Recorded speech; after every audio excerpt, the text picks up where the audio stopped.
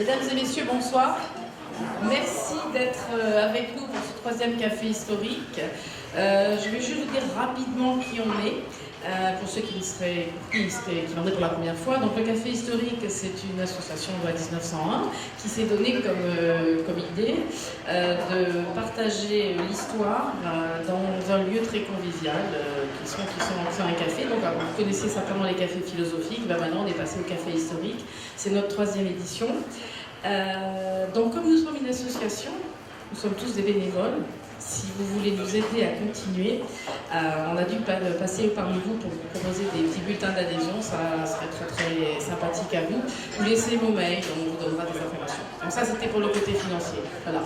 Alors aujourd'hui, on va parler du cinéma français de l'entre-deux-guerres.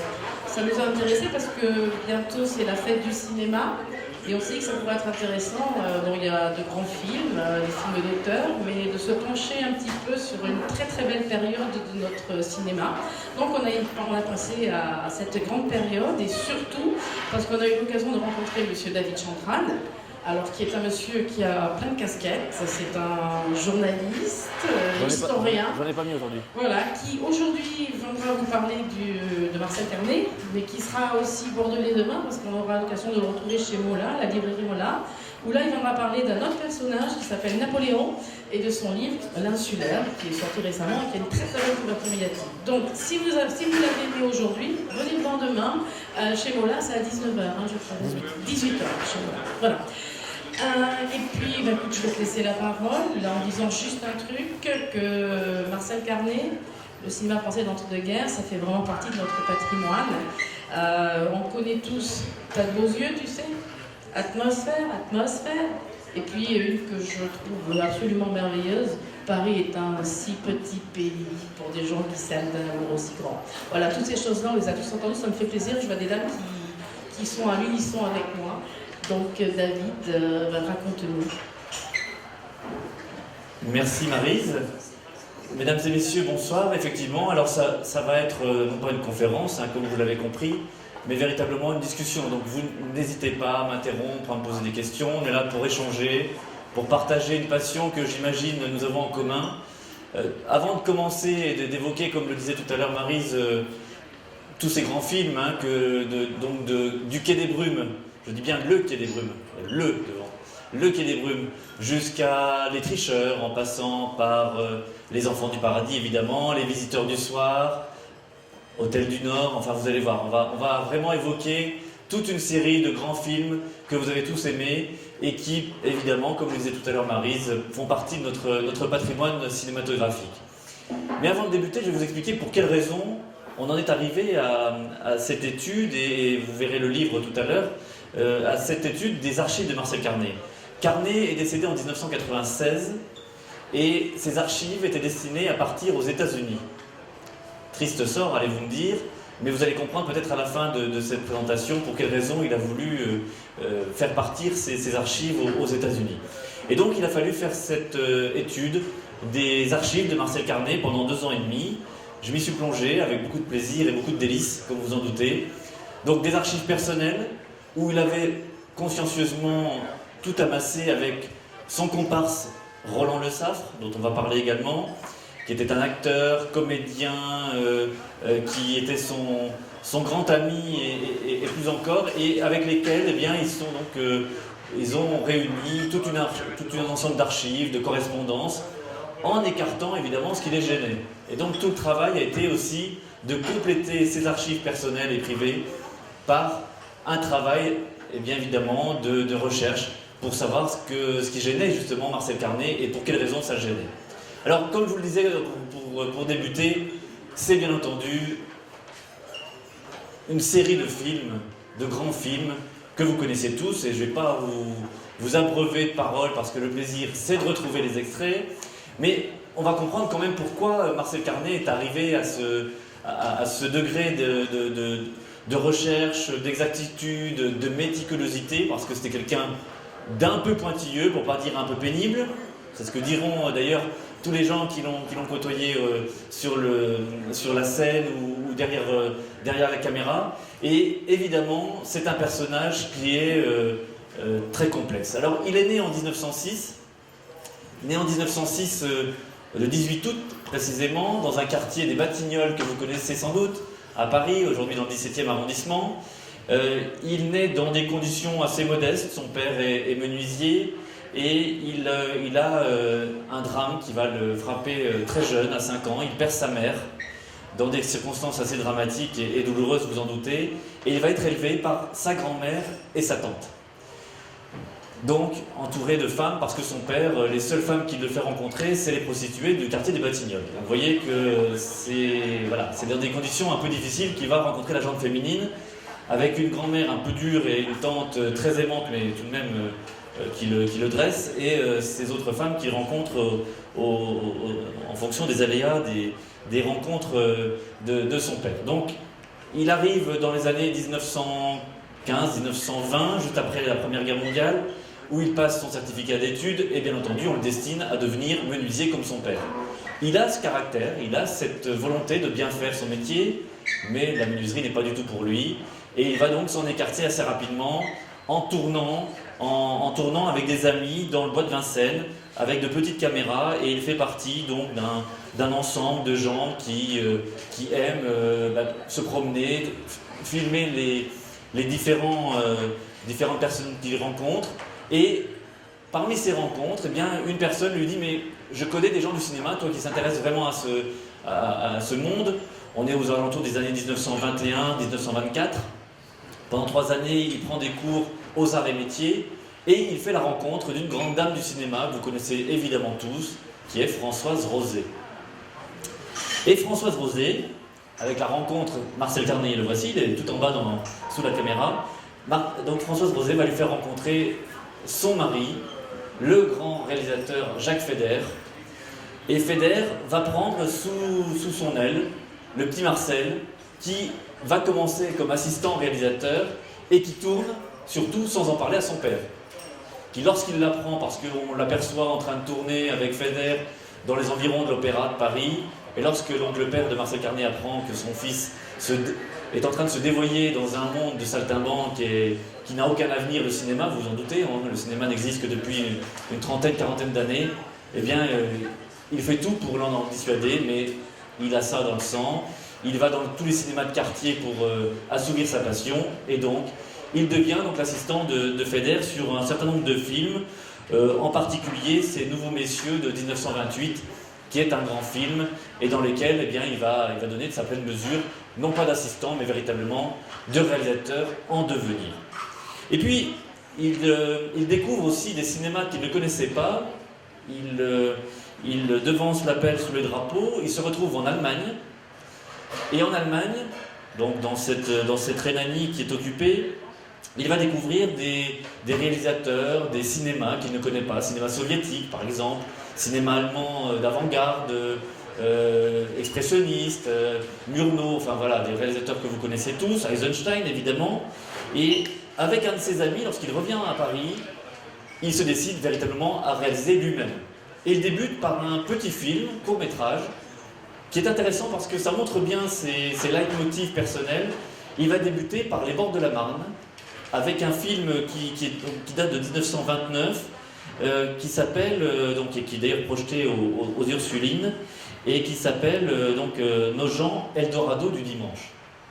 Nogent, Eldorado du dimanche, ça rappelle toute cette population parisienne qui partait prendre le train aux alentours de la Bastille ou de la gare de Reuilly, qui partait en direction de Nogent, Joinville-le-Pont, vous connaissez chez Gégène, et bien voilà, ça rappelle ça, c'est-à-dire tous ces dimanches où l'on passe un petit moment pour s'encanailler, pour passer un bon moment, et on rentre le soir, souvent à pied ou donc avec le train.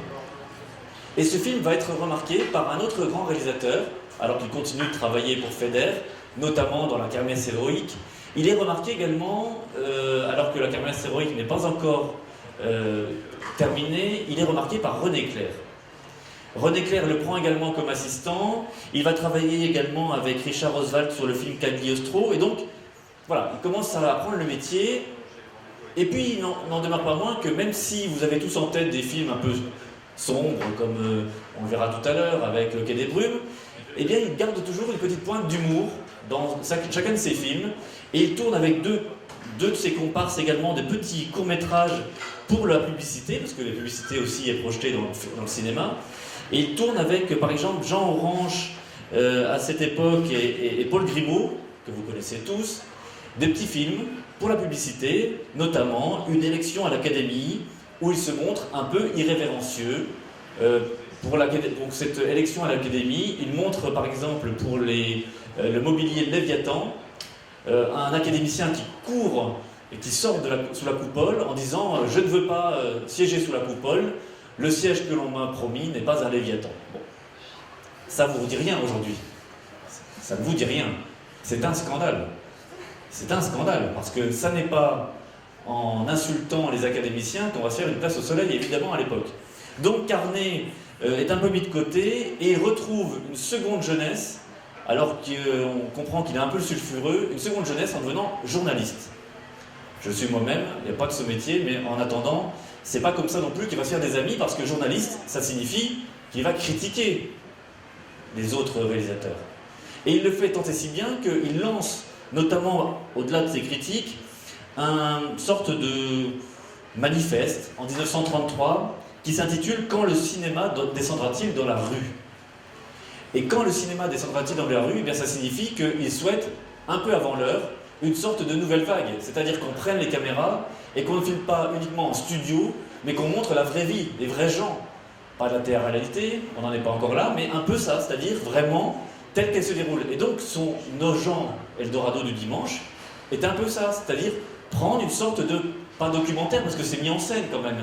Il a fait tourner d'ailleurs sa tante et un de ses amis, Michel Samvoisin, mais voilà, il donne un petit peu la vie de cette France de l'époque, 1929-1935, et il souhaite que le cinéma en fasse de même, le grand cinéma, celui qu'on projette dans de très bonnes conditions, dans de grands cinémas.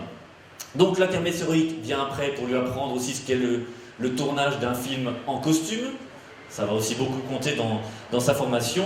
Il s'engage également un peu en politique. On est en 1934, au moment de l'affaire Stavisky et puis de la lutte contre les ligues. Eh bien, il est de l'autre côté, il est plutôt du côté des communistes, mais il ne prend pas sa carte. Et il va se faire quelques amitiés, notamment Renoir, qui est à ce moment-là aussi dans le mouvement. Et il ne refuse en revanche de tourner des scènes de propagande communiste en disant non, c'est pas vraiment pour moi, moi je veux faire du cinéma de fiction. Mais en attendant, Françoise Rosé, Jacques Feder, c'est bien gentil, mais il attend d'avoir enfin, eh bien, d'une certaine manière, les clés de la maison. Et la première fois que ça va être possible, c'est en 1936. En 1936, avec un film que vous connaissez tous, qui s'appelle Jenny, enfin que vous connaissez tous, avec Françoise Rosé, qui avait accepté de tourner gratuitement pour l'aider dans cette première réalisation, et pour adapter le roman qu'il a choisi, qui est Prison de velours de Pierre Rocher, il lui faut un scénariste. Et ce scénariste, il est là, vous l'avez reconnu, c'est Jacques Prévert. C'est Jacques Prévert. Comment les deux hommes se sont rencontrés? Tout simplement parce que Carnet, qui a entendu un peu parler des frères Prévert et surtout qui était à ce moment-là avec des amis communs, vient applaudir dans un petit théâtre Édouard VII quand même, mais un petit théâtre qui n'est pas encore celui qu'on connaît aujourd'hui, un dimanche après-midi, une pièce qui s'appelle La bataille de Fontenoy. Et immédiatement, il y a une phrase qui lui vient en tête. C'est pendant cette bataille de Fontenoy, dont le scénariste, vous l'avez compris, est Jacques Prévert. Eh bien, pendant cette pièce, il y a une phrase incroyable qui est prononcée par un des comédiens, qui est aussi saugrenu que peuvent l'être souvent les dialogues de Prévert. « Soldats de Fontenoy, vous n'êtes pas tombés dans l'oreille d'un sourd. » Vous n'êtes pas tombé dans l'oreille d'un sourd parce que vous le savez sans doute, Maurice de Saxe était sourd. Donc, il comprend que c'est de l'absurde, que c'est aussi intéressant parce que Prévert a bonne connaissance, il a le rythme de la phrase. Et donc, pour adapter, il ne peut pas mieux tomber, pour adapter son premier roman à l'écran, Prison de velours donc de Pierre Rocher, il fait donc appel à Jacques Prévert, qui d'ailleurs, lorsqu'on lui confie le scénario adapté, alors qu'il vient de faire Le crime de Monsieur Lange, qui vient juste de sortir l'année précédente, il dit à Carnet, bah tu sais mon grand, avec ça, quand je vois le roman, avec ça on n'est pas foutu, on va essayer de se démerder, mais se démerder avec Prévert, vous en doutez bien, il va prendre les tangentes. Et évidemment, ça donne un film avec Françoise Rosé, Jenny donc, qui est un film, on va dire, un peu mineur dans la filmographie de Carnet, et pourtant, tous les éléments sont déjà réunis. Je vous le disais, donc bien entendu, il y a Jacques Prévert au dialogue et au scénario. Il y a également des comédiens qu'on va retrouver un peu régulièrement, comme Charles Vanel. Charles Vanel qui fait un rôle un petit peu de dur à cuire. Et puis il y a surtout Jean-Louis Barrault. Jean-Louis Barrault que vous retrouverez bien sûr tout à l'heure dans Les Enfants du Paradis. Et déjà il y a des textes incroyables, comme par exemple Barrault qui dit « Moralité dans le fond, quand on est dans le fond, vaut mieux rester dans le fond ». Ou alors une comédienne qui passe à ce moment-là, Madame Vrac, et qui lui dit « J'aime mon chien, moi. T'as un chien, toi ?»« Non, j'aime ce que j'ai pas. » Ou alors « J'avais un ami, il est mort drôlement, il a déliré pendant 3 jours, il voyait des girafes. » Enfin, vous voyez, voilà. C'est le monde de Prévert. C'est le monde de Prévert, complètement ubuesque, un peu surréaliste encore à l'époque. Et donc, le film qui raconte l'histoire d'une dame qui a une fille partie comme pianiste en Angleterre, voit que son établissement très bonne tenue ne marche plus très bien, et elle se dit finalement on va en faire une maison close, ça marche beaucoup mieux, ça fonctionne parfaitement, mais lorsque la fille revient, il faut lui cacher la réalité. Je vous passe les détails, vous, vous doutez bien que toutes les situations sont complètement loufoques, et donc lorsqu'elle arrive alors avec des gens très bien, mais elle entend des bruits ou elle voit des choses un peu étranges avec des types qui viennent récupérer les billets, elle se dit mais qu'est-ce que c'est que cette histoire? Et donc elle comprend, bien entendu à la fin du film, eh bien que dans cette histoire, sa mère est bien entendu en train de tomber un peu bien bas dans son estime. Mais surtout ce qui est intéressant dans ce film Jenny, c'est que le film rencontre un certain public, un peu exigeant, et qui se rend compte que Carnet, c'est pas uniquement que les dialogues de Prévert. Carnet sait filmer, il a ce talent comme je vous le disais, du menuisier qu'il aurait dû être, et qui travaille vraiment avec beaucoup de méticulosité, beaucoup de talent, avec des caméras qui sont fixées ou accompagnant le mouvement de manière assez originale. Et donc, on retrouve sa patte lorsqu'il avait tourné sur les bords de Marne. Et dans ce film, il y a Albert Préjean qui joue un des rôles principaux de ce film.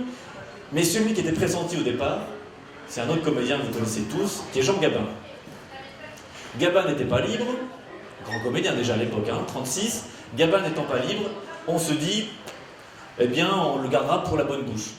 Eh bien, ce ne sera pas pour le prochain film, parce que ce film qui suit, on retrouve les mêmes. Bien sûr, Jean-Louis Barrault, Prévert, Carnet, Troner déjà pour les décors. Enfin voilà, l'équipe est en train de se monter progressivement. Et le film qui suit, alors que Carnet cherche une nouvelle histoire, le film qui suit, c'est de prendre également une adaptation d'un roman anglais cette fois-ci, de Storer Clouston, The Lunatic at Large of His First Offense, qui donne en français Drôle de drame. Drôle de drame, vous retrouvez toujours Louis Jouvet, qu'il avait déjà tourné lorsqu'il était l'assistant de Feder dans La Kermesse héroïque, Françoise Rosé, évidemment, Jean-Louis Barrault, vous reconnaissez évidemment au-dessus, avec Impayable, Michel Simon, qu'on aperçoit en bas, et qui joue un rôle tout à fait étrange d'un personnage donc, dans la banlieue de Londres, qui doit cacher qu'il est un romancier un peu sulfureux qui fait des romans policiers, qui fait assassiner des femmes dans des conditions totalement dramatiques, alors que son cousin, qui est pasteur anglican, lui, eh bien, se doute bien qu'il se passe quelque chose, et donc ça va donner cette fameuse scène que vous connaissez tous, et que je vais m'empresser de vous montrer parce que je suis bavard. Donc, le plaisir, c'est le cinéma, Drôle de drame, le face-à-face, Michel Simon d'un côté, Louis Jouvet de l'autre. C'est parti.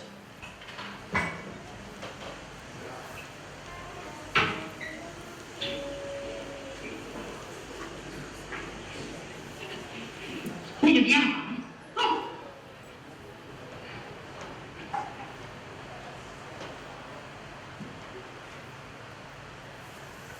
Alors, comme il ne parle pas encore, Je voudrais, mon cher cousin, il est fort regrettable que Margaret ne soit pas là. Oh, le canard. L'admirable canard aux oranges.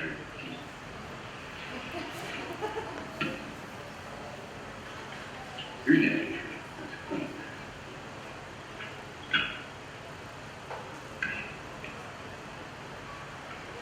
Je suis désolé, les extraits sont courts. Et puis, une cuisse. Pour des raisons de droit.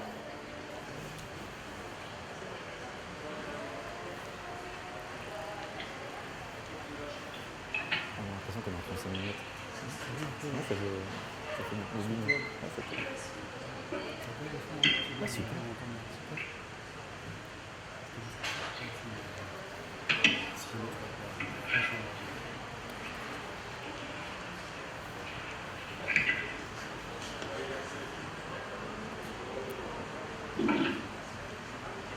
Et où est-elle exactement, cette chère Margaret? Elle est à la campagne. Au loin? Non, pas très loin d'ici. J'ai des amis. Et des amis? Des amis que nous connaissons. Bien. Et il y a longtemps que cette jeune personne est à votre service? Eh bien, certainement, cher cousin, elle est ici depuis 15 ans. Hein? Ah non, je confondais avec la cuisinière. Non, madame Plessis, je prie. Mais dites-moi, cher cousin, vous ne trouvez pas étrange que votre femme ait précisément choisi le jour où je viens dîner pour s'en aller en voyage? Elle a dû partir brusquement pour un cas de rougeole. Un cas subite. La rougeole. Je croyais que vous m'aviez dit qu'elle était partie chez des amis. Justement, chez des amis qui ont la rougeole. Ah! Certainement.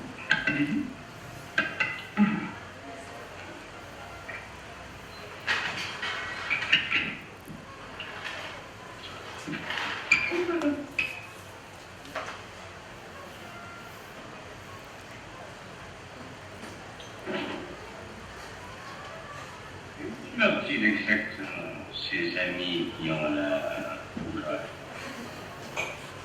Oui, ils demeurent exactement. Vous me demandez, cher cousin, où ils demeurent exactement.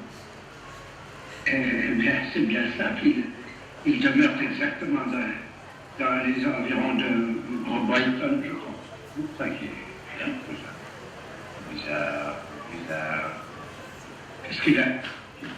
Votre couteau. Comment? Vous regardez votre couteau et vous dites bizarre, bizarre. Alors je croyais que... Moi, j'ai dit bizarre, bizarre, comme c'est étrange. Pourquoi j'ai dit bizarre, bizarre? Je vous assure, cher cousin, que vous avez dit bizarre, bizarre. Moi, j'ai dit bizarre. Comme c'est bizarre.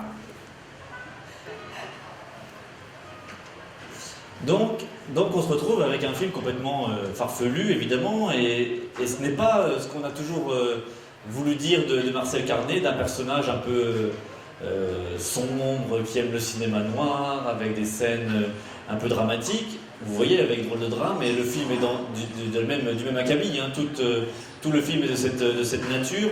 Il y a des phrases complètement incroyables, par exemple, à force d'attendre les événements, ils arrivent, quand le mari meurt, la femme pleure, enfin des choses complètement folles. Un homme d'église n'est jamais seul, les malheurs du monde sont toujours avec lui.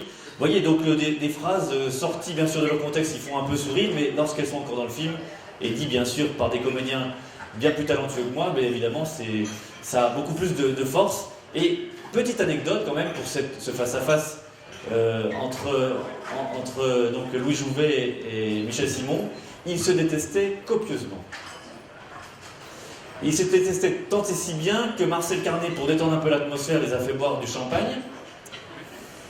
À la première prise, ça va bien. À la troisième bouteille, on en est à la 8e prise, ça se passe un peu moins bien, raconte Carné. Et évidemment, ils sont ronds comme des queues de pelle, excusez-moi l'expression, à la fin du tournage de cette scène qui va durer à peu près 4 heures. Et le soir, quand même, la cerise sur le gâteau, le soir, ils jouaient tous les deux au théâtre. Je vous garantis que, effectivement, le résultat devait être assez fabuleux.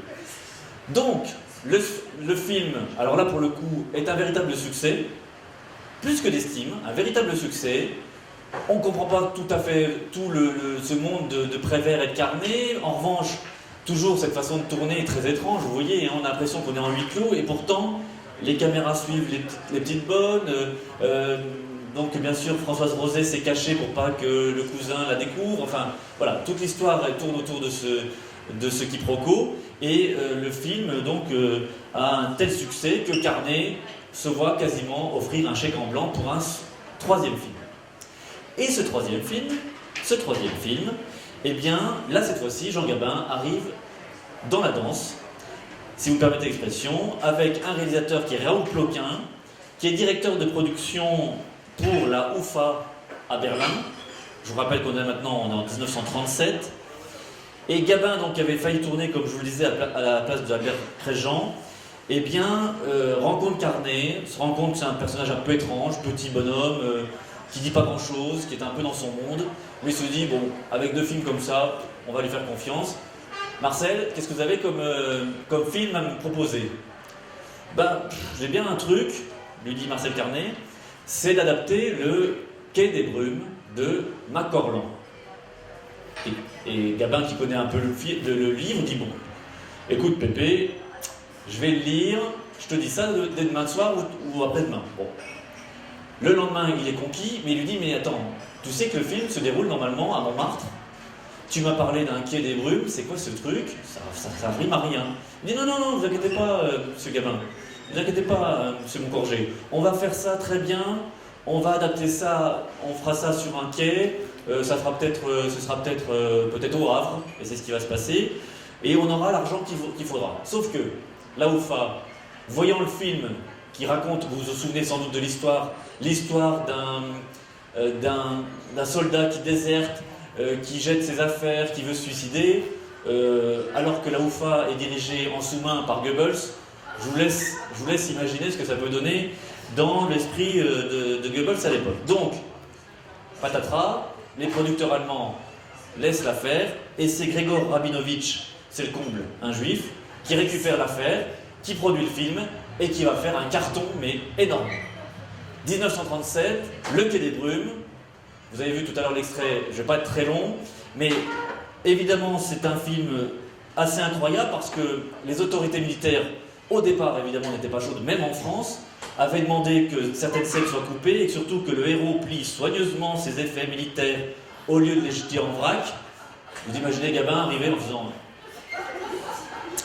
En réalité donc, le film se tourne, Carnet contourne les problèmes. Là, comme tout à l'heure avec Drôle de drame, on se retrouve avec, donc, comme ce face-à-face entre Jouvet et Michel Simon, on se retrouve avec un face-à-face formidable, Jean Gabin, vedette confirmée, qui commence à devenir à l'international une vedette très importante, et face à lui, jeune comédienne, Michèle Morgan, qui a fait quelques apparitions sur le grand écran, mais à peine, et surtout à qui on va confier ce rôle de Nelly.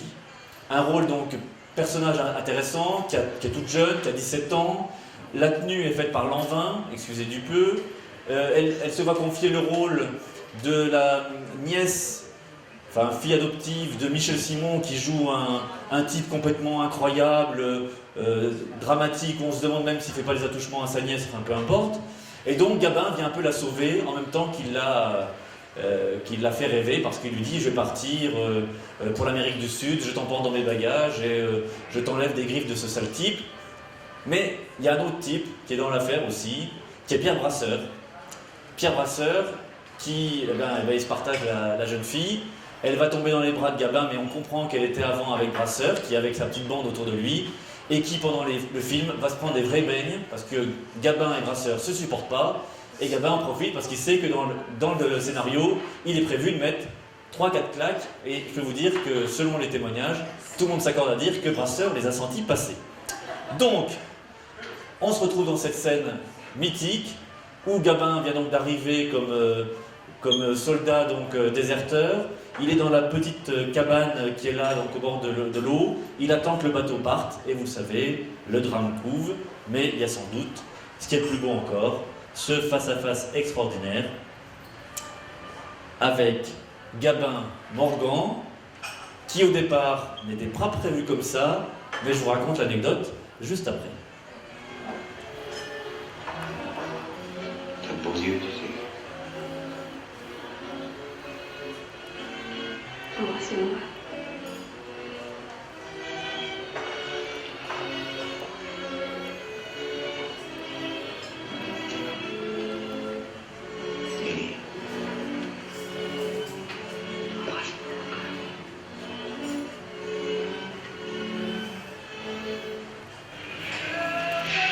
Oui, la scène c'est embrassez-moi et après c'est Nelly, embrasse-moi encore.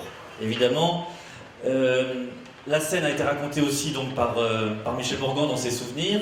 Gabin l'a racontée aussi dans les différentes biographies qui lui ont été consacrées. Elle était très jeune, hein, comme je vous l'ai dit tout à l'heure, et avec une scène pareille, vous doutez bien que par rapport à Gabin, qui savait en faire, elle s'est sentie un peu timide, si vous me permettez l'expression. Donc, Gabin fait rien pour la rassurer, elle se dit « Tu vas voir mon grand, je vais te montrer que je me dégonfle pas ». Il l'embrasse vraiment, ça vous l'avez vu. La scène est tournée qu'une seule fois, mais à l'origine, petite anecdote quand même intéressante, c'est quand même un des plus grands dialogues et une des plus belles scènes du cinéma français. À l'origine, ça n'était pas « T'as de beaux yeux, tu sais », mais « T'as de belles jambes, tu sais ».